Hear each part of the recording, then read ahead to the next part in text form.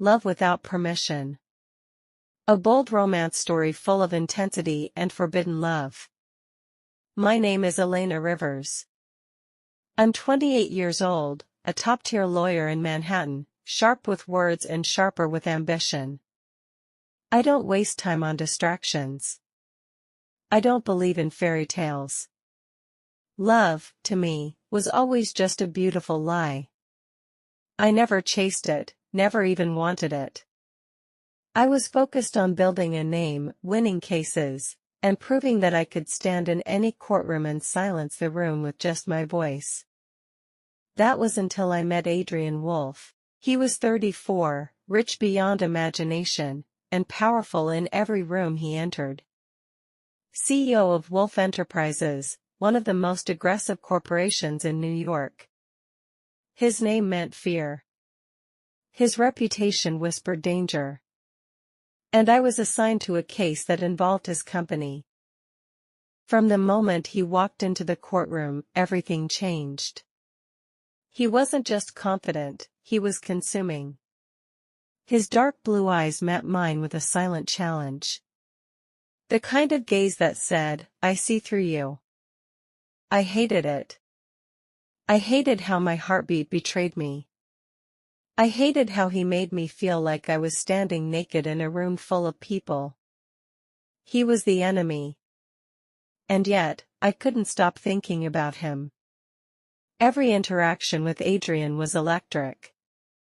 Every word felt like a touch.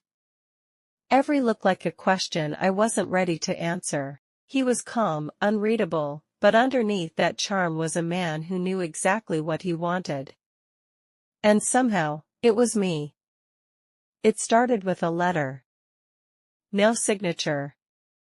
Just a single sentence typed on cream paper: "I enjoy watching you win." I threw it away. But then came another. "You hide behind justice. I want to see the real you." And then another. "Tell me, Elena. Do you always pretend to hate what you secretly crave?" I should have reported it. I should have ignored him. But I didn't. Because somewhere inside me, I was already falling. Not for his wealth, or his power. But for the way he made me feel, visible, raw, alive. We met privately one night after court. It wasn't planned. It wasn't polite. It was lightning. No soft touches. No slow kisses. It was fire, urgent, wild, and terrifying. He didn't ask permission. He didn't need to. Because in that moment, I didn't want rules. I wanted him. We started meeting in secret. Expensive hotels. Late nights. Silent drives through the city. I became addicted to the way he touched me like I was something rare. The way he looked at me like he saw through every lie I told the world. But loving Adrian wasn't safe. He had enemies. He had a past he never spoke about. And he had secrets buried deeper than I could imagine. I started losing focus. My work suffered. My colleagues whispered. My best friend warned me, "He's not just dangerous, Elena. He's a storm. And you're standing in the center of it." I didn't care. I was already too far gone. Then came the day I discovered the truth. Adrian's company was involved in the quiet destruction of a charity I once worked for, an organization that helped women escape abusive homes. I couldn't believe it. I confronted him, and he didn't even deny it. "It's business," he said coldly, like it meant nothing. "You're killing something I believe in."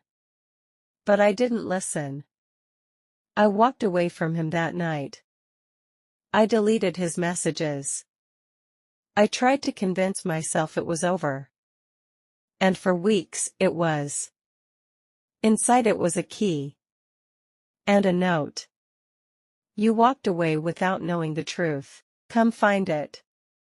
Until a black envelope arrived at my door. You're the only thing I believe in, he replied. The key led me to a private townhouse in Brooklyn. Inside, I found files, documents, records. Adrian had pulled out of the charity deal weeks ago. Silently.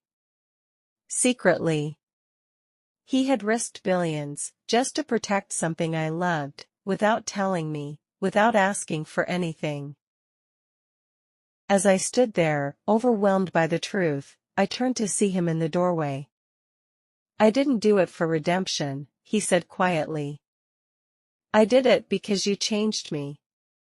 You made me want to be better. And that scared me more than anything. In that moment, I realized something. This wasn't just a love story. It was war. It was surrender. It was trust in its rawest form. So I did the boldest thing I had ever done. I walked toward him, placed my hand on his chest, and whispered, I don't want safe. I want real. We left Manhattan behind. Traded courtrooms for vineyards in Italy. I still practice law, but now I sleep next to the man I once feared. The man who showed me that some rules are made to be broken. That not every love needs permission. Some love just takes over. And when it does, it leaves you forever changed. Do you believe love can exist between two people on opposite sides of a moral conflict? Would you risk everything for a love that doesn't ask permission? Let me know what you would do. Tell me in the comments. If you like this video, don't forget to share and subscribe my channel.